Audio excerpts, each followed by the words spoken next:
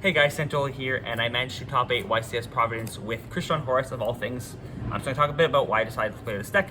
So going into this format, I actually had a bit of a bad meta read. I was expecting the entire format to be basically all maliss. I did not expect the Mitsurugi ryzeal deck to actually convert that well. In reality, it was more the opposite. The maliss deck performed worse, and Mitsurugi deck performed a lot better than I thought. But you know how it's related to this deck is I think this deck has a very good maliss matchup. It is all its interruptions are removal, and it's very good at keeping bodies off the board, which means that when maliss goes, activate a card, put it on the board, you just remove it right away. And then when you use your extender to put more down, you just remove those as well. And so you're never getting them a chance to get the links on the board, which are like the most broken cards of the deck, as well as the backup and the wizard are usually not available because you're just keeping the links off the board. This deck is also very good into a lot of tech cards of the format. We're gonna have to worry about fair hand traps this format. I was worrying about the more floodgate ones. So Droll, Prulia, and Fu being in the main deck, and this deck is good into all of them. Fu is kind of annoying, but you can still set up your half boards by just keeping the tuners on the boards with the trap set up, giving them 0 draws. Prulia does very little, especially if you open the Horus cards, you just play through it completely, you give them 0 draws, and Droll's also really awful, contrary to what people think. People worry about Lance with this deck, but at least the floodgate hand traps are only hitting me post game 1 as opposed to people maining Droll and then the chummies, which are good versus Mitsurugi and maliss in game 1. Those cards don't affect me, so I'm always going to have a very good game 1, and then game 2 and 3, every deck's going to have some weakness. Despite the fact that this deck is better into maliss, it does have an issue with Mitsurugi. That deck is very good at pushing through boards, which sometimes it just pushes through boards. I had my board broken a few times, as well as the fact that ryzeal is just way too efficient of a card for you to deal with. Despite that, though, I ended up playing 7 Mitsurugi. I lost to 1 in Swiss, and I lost the top 8 to it. So I did beat 5 of them, and then the rest was some assortment decks. So I only played 2 maliss, beat both of them. So I think this deck is still a good medical, but it is a little bit worse than I initially thought because it's more a Mitsurugi-focused meta than a maliss-focused meta. So again, down to the list, standing Crystron lineup. I talked to the team, but the list I think his ratios were spot on to begin with. So 2 Styles, this is a 1-card starter. You don't want to really open too many of them. You don't need to draw double. It's searchable and you need to. So I think 2 is fine.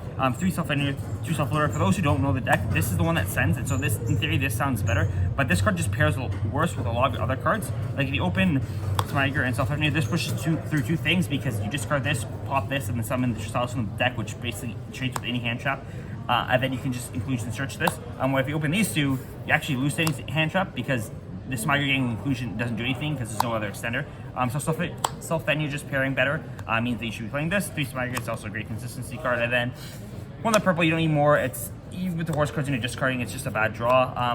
Green is just special in hand. This engine has some more issues with redundancy where if you draw too many Crystron cards, your cards don't do anything. And so having this just as extra extender to summon from hand, especially when pushing through boards, is fine. It's not that big a deal with the brick. And the way I built my tech card lineup isn't like I'm trying to maximize efficiency and hand traps. I'm trying to have blowouts, and so extra engine cards was fine. And the 1 Citrus just as an extra interruption on your opponent's turn. This can only make the 7s. You can't make the 9 with this. So a lot of times you will go into Darn Direct Starlight on your opponent's turn. And it's always better to synchro with it on your opponent's turn because you're getting extra body that way, as opposed to synchroing on your turn because then you're going to use the effect. I'm really happy with this lineup. You see it was only popularized. I think it was fine as well. I wouldn't change too much with it. Continuing on, 3 Inclusion, Foolish Burial, and 1 Cluster. Standard cards, more consistency cards. Cluster is really good, obviously, because it's just a removal-based interruption. A lot of times as well, you'll be popping your own Synchro 7 to revive one of the tuners and get extra interruptions that way, because you have the ability to pop 2, so you pop their summon and your guy, and you get the other tuner, which they're not expecting. The other random effect on this card is that your cards can't be banished, which in theory comes up versus maliss, because if you crack the board, which the cards you'll see later, you get into a grind game, it actually becomes very difficult for your opponent to win the grind game because you have this, and they can't banish your Crystron cards, so actually start running them over. It means they float. That never came up, but in theory it comes up. Overall, it's just one of the best disruptions. Every turn it's a free pop. It's very good. And then the other engine cards, I played the Horse package, so 3 Inseti, 1 Happy, 1 Domatov, and then 2 Kingstark. So a lot of people are like, why am I playing these cards over Fenrir's? They're less efficient, and the answer is because we don't care about efficiency in this format. Everyone's on chummies and drolls, and so the whole format is basically turn skips. And so when you look at cards like the cash cards, it's all about efficiency where you summon them, they're getting trades every turn, you're getting follow-up for next turn. That's not relevant in this format. If I drop Lancey on them, I have 1 turn to push and kill, and that's what these cards are. They're just explosive. You resolve Insanity, you get 3 bodies, and you're just able to push, and you can push completely ignoring hand traps. And there's just games in testing where it's like a Lancia them. They may have Impulse, Nib, Droll, Lancia, and it doesn't matter because you just go discard, summon 3 Horuses, and they die. And just ignoring the complete game of hand trap wars and having an engine that doesn't interact with them at all is super good. They're also super good in the grind because if they don't clear Kingstark, which sometimes they can clear your board, but not everything specifically. You just start your turn with summoning 3 big idiots, and it just forces out so many interruptions. They're also very good into Mitsurugi cards because you can start with these, have these on the board, and so if they go to try and interrupt the Crystron engine while 2 of these are on the board, they just get super punished because then you just trigger these effects. You get a +2, you get a send 1. As well as their engine, because you're able to do rank 8 plays. And the other big thing is that they are completely immune to Perulia, which is the biggest problem with the Cashier package. If you're playing Unicorn and they go Perulia, it's like you either have this card does nothing or you just give them the draw. But not only do these cards not work with Perulia, where you just ignore the draws, they let your main engine ignore Perulia. Because I open like Self-Enir and Mseti, I just discard the Self-Enir, and now my Self-Enir is coming from the grave. And so there were constantly where I'm getting Perulia, and I'm giving them literally 0 draws while I'm full comboing. And if I didn't open this, I'd be giving them more draws. So it actually is a secondary engine that doesn't interact with the Perulia, but it also just completely causes your first engine to interact with them. By far the best cards of the deck. I think, you know, like I said, in a different format where people are playing fair hand traps, maybe these aren't the way. The Cashier cards are better, but in a floodgate format, these are just super, super good. They just push super hard. And the last thing I'll point out with them is that some people do take the Chummy challenge where they just give you like 7 draws and they just say crack the board. And if you're playing Cashier cards, they don't apply enough pressure, but it's very easy to just bait some interactions and then have the King Circle resolve and stick. And then these cards will force interruptions and force through boards.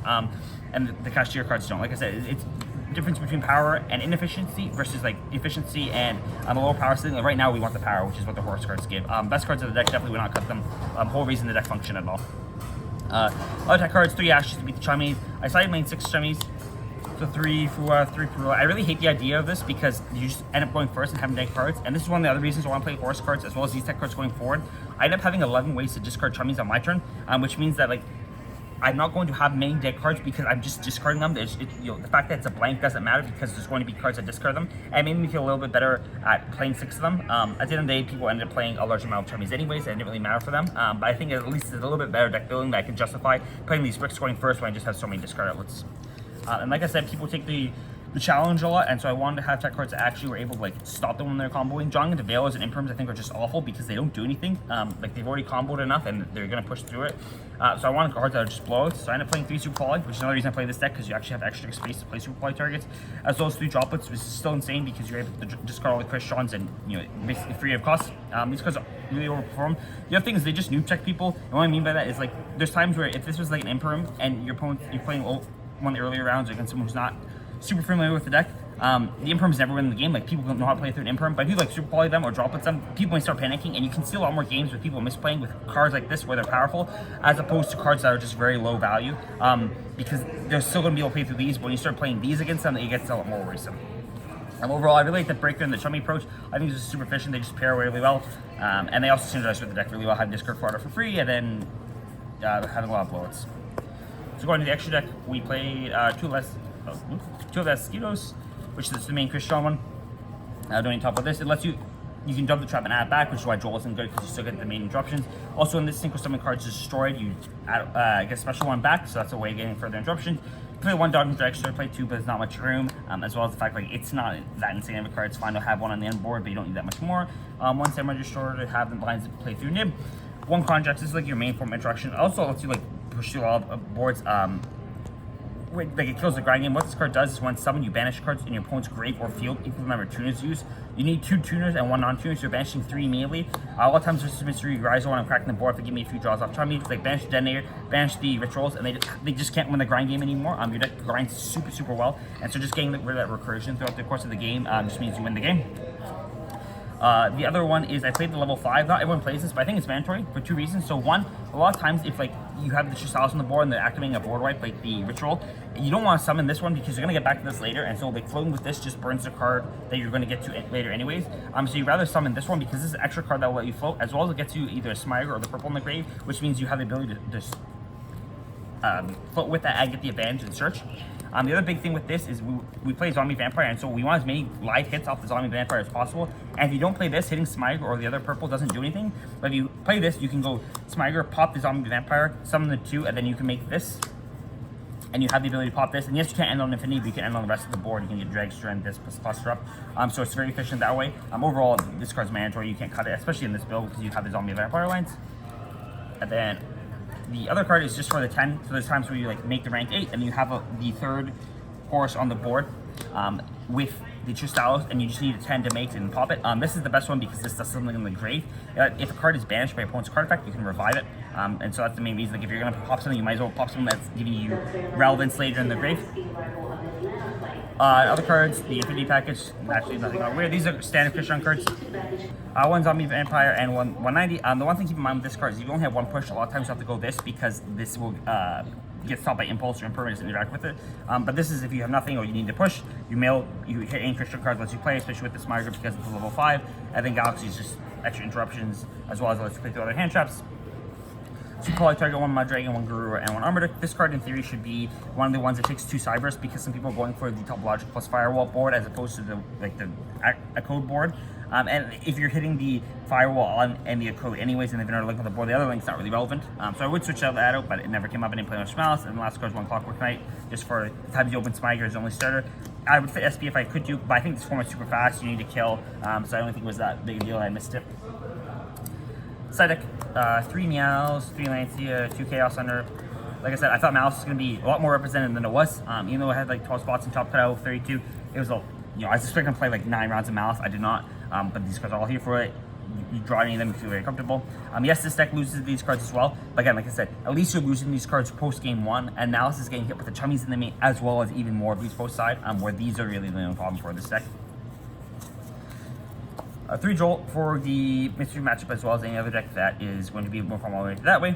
I don't like putting the chummies and the Jolt in general, but I think the Mitsu ryzeal deck is just so efficient and so strong now that I do that anyways. But against more fair decks, like the Pure deck, you don't need for Jolt, and it's really just for the Mitsu deck that's going crazy. Also, it's your go first card. Talons, Call By, and then 1 Blackout. So these are the go first cards as well as go second cards into like mid-range decks. Not the Blackout, but these 2. The Blackout inside play as my go first card. It's not like I play Thrust or anything, but the big thing is if you're playing chorus cards, sometimes you just need to discard the tech cards you have in your hand. And so again, like I might as well play a tech card that lets me discard and do something. Like if this is a strike, I have to choose between losing the strike or discarding and pushing. Or if I had Blackout, then I don't have to make that decision. It's just a fine card by itself. And then I have one more spot to side out going second because I have the Drolls and the these 2 to put in over the Super Polys and whatever chummy I want to take out.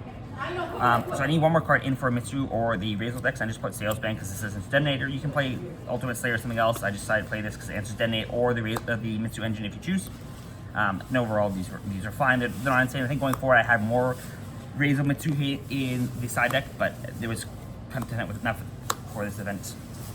Overall, very happy with this deck. I didn't spend a super large amount of time testing for this event. I spent 2 weeks really trying deck after I started crafting it a bit, but overall the Crystron is just a solid deck by itself, and as long as you're opening X-rays, so the board is very good, is very efficient, and so you still will have a lot of success with it. Thanks.